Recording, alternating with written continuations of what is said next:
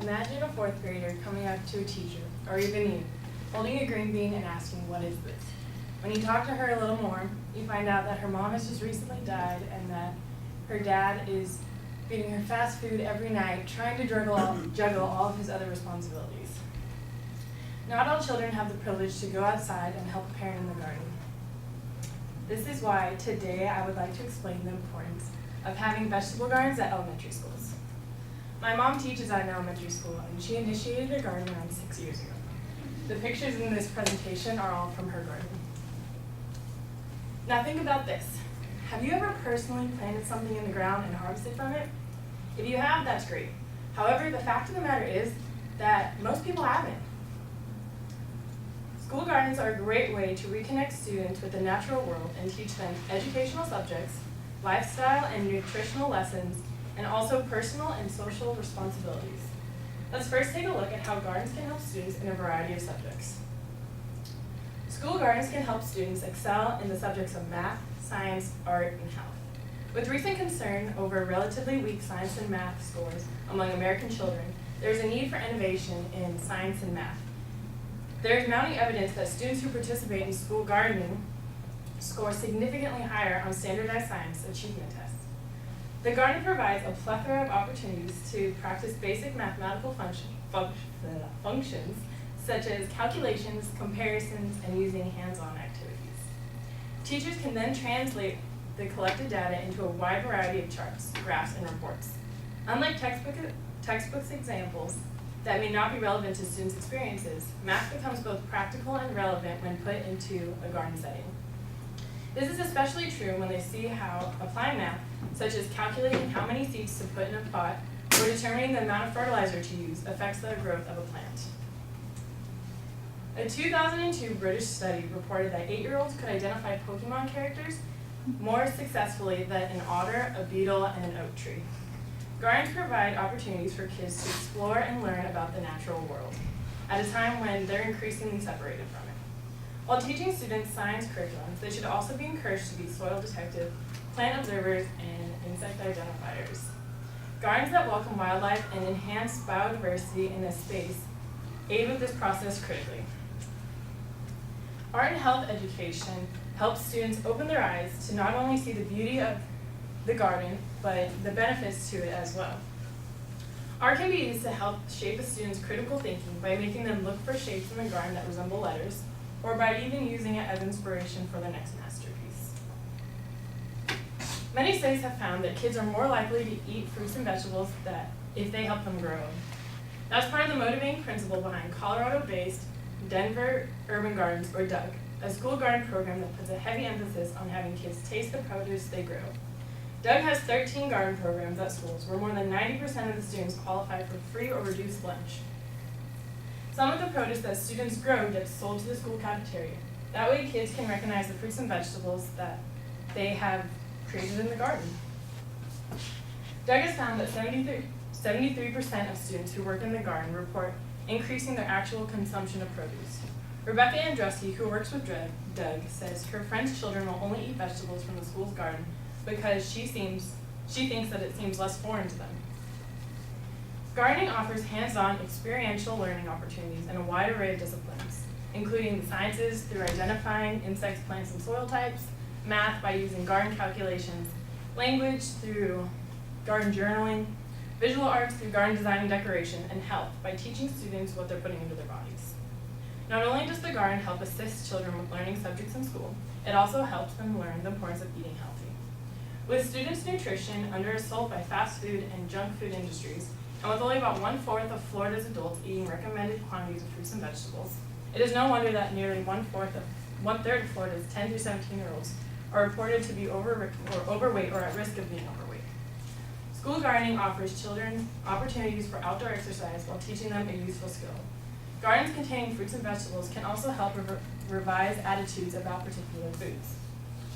There is mounting evidence that active learning in less structured participatory spaces like gardens is more likely to transform children's foods and attitudes, and that school gardening, especially when combined with a healthy lunch program or nutritional education, encourages more healthful food choices. When students take their preferences back to their families, they can also improve how the family eats. Denver Urban Gardens has created a curriculum with goals to increase students' daily intake of fruits and vegetables, build connections between healthy bodies and healthy gardens, and decrease the incidence and likelihood of childhood obesity and diabetes. By incorporating gardens into schools, we are not only educating the future generations on where their food comes from, we are also helping them see the importance of a healthy lifestyle. Finally, gardens help teach children environmental and personal responsibilities that also transfer into life skills. Richard Luke's 2005 book, Last Child in the Woods, states, "Saving our children from nature deficit disorder is a call to action. A close connection with nature can be therapeutic in addressing attention deficit disorder and other problems faced by so many children today." Locally, Dr. Peter Gorski, Chief Pediatrician in the Children's Board of Hillsborough County, has recently affirmed the need to reverse the dangerous disconnection between children and nature because it is dangerous for the children's health, for the growth and development of their opportunities, and over time to preserve a natural and healthy society. By deepening a children's sense of connection with nature, school gardening can inspire environmental stewardship. When children learn about the water cycle or energy cycles or food webs, they feel a sense of connection to a certain species or type of plant. A garden offers many occasions for achieving insight into long-term human impact on a natural environment. From the water shortage to the overuse of pesticides, children who engage in gardening have first-hand opportunities to observe the importance of conservation and intelligent allocation of resources. Life skills are personal and social capacities such as managing work, planning and organizing, taking responsibility, working well with others, and taking pride in one's accomplishments.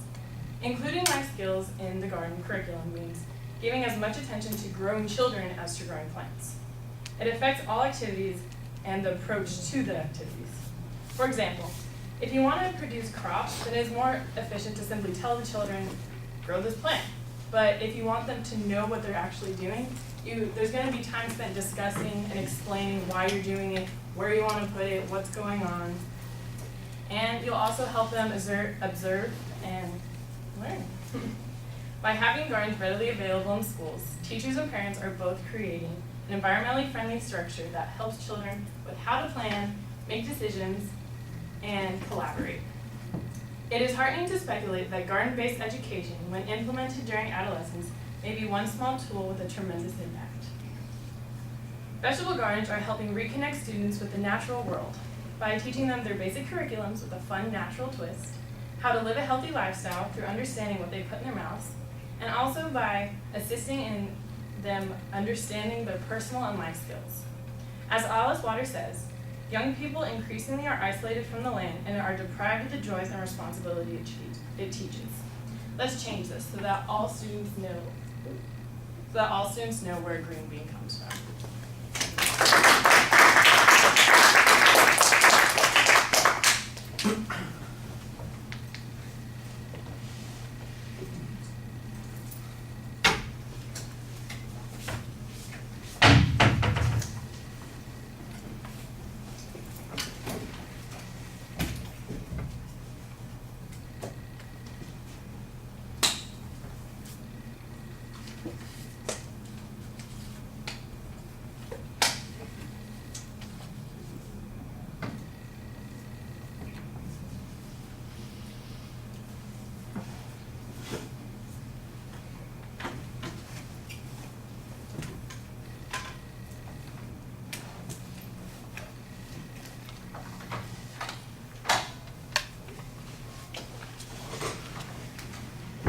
All right, Celine, share your thoughts with us.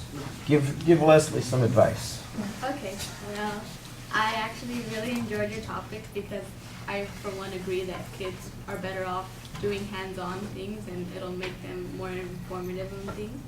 I like your overall speech. I think your visuals were good. They went along with your speech. The only thing I think that you lacked on was the transitions. I didn't really get it, like when you were going along with your speech. But otherwise, to me, everything was good. You spoke clear, and I liked your topic.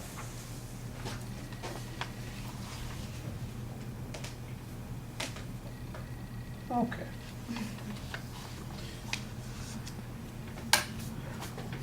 Well, I like I like Celine also liked the topic. I thought that that was a good choice on your part, and there are several things about it that I think you did well, and I'm going to give you kudos for. So let's start with those things. I thought you identified the topic clearly, you had a very clear thesis statement and a justification for why we're talking about that. I thought there was some pretty good research there when you spent time talking about Doug. I thought that that also gave it a little bit more practical connection to what people are talking about.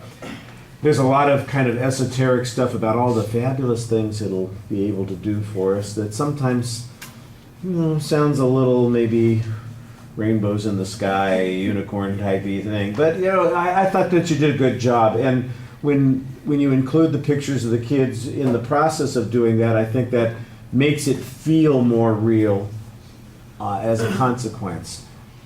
The pictures are such a double-edged sword, and I think that that's one of the things that I'm a little bit concerned with, because I think the images are good. They kind of connect us with the topic, but there's a lot of them. They're often very similar, and you're going to end up feeling a little bit like you're narrating the slideshow, and that's not what you want. I think you're also missing an opportunity to maybe connect a structure to what you're talking about. This might be one of those places where some transition visuals talking about the different sections would help you out a little bit. I'm going to kind of agree with Celine about that. To me, it just seemed like the material went over the same ideas regularly, and I know that there's a distinction, but in fact, I started writing it down at one point that, okay, there's math, there's art, and then I didn't know what was going on, and then there was a discussion about how they are connecting with nature, and I just didn't think that you have a preview at the beginning, but it sounds like there are two parts to the preview, and I'm not sure which one is really the structure of the speech. And then when you get into the speech, I couldn't pick out the transitions that identified where we were at any given point. So that's the weakness in the presentation. But the research I thought was very good. Most of the images are solid, except for, like I said, that you've got a couple of things. I think your speech suffers a little bit, we're not working on delivery things a lot. I think your speech suffers a little bit from the delivery problem because of your reading more than some of the other speeches would, because you're talking about something that seems so naturalistic, and then you're delivering it in a less naturalistic way. I know that people think I pick on folks sometimes, and you just happen to be the one that I've known you. I would like you to, when you watch your speech back, pay attention to the way you're reading in the 6th minute of the speech. It's so obvious that you are so concerned with the words that you have written down on the notes that you had to reread something when I didn't get that right, I have to go back and reread it. And you did that 2 or 3 times in that one section of the speech. I'm going, why aren't you just talking to us? You're looking at the notes and say, because I said observe instead of observe, and I got to get that right because I have it on the page, and you're so focused on that. And I think that's a good example of the kind of problem that I'm talking about. That even if you have good language in your presentation, which I think you did, I thought it was well written, and I like the words and the language that you're using. But even when you have those kinds of things, when you deliver it and you look at it and you just are reading it, it's not the same. All right, so you got to be careful about that. All right.